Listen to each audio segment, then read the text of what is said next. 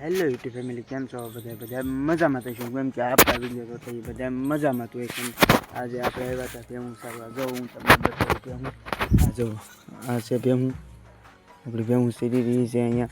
અને ભેહુંની મોજ કંઈક અલગ જ હોય. તમને ખબર જ હોય મોજ ભેહું સારવા આવતા એટલે બધું લીલું લીલું હોય એટલે પ્રેગ્રાઉન્ડ બહુ મજા આવે આપણે ભેહું સારવાની. અને જો આ બધું લીલું લીલું છે એટલે મને તો ભેહું સારવાની બહુ મજા આવે. અને આ બેન મારી પાસે આવે છે, આ શું કરે એમ કરીને જોવા. ને એ બેન પાછું બે ભાગ્યું છે ઓલી તરફ.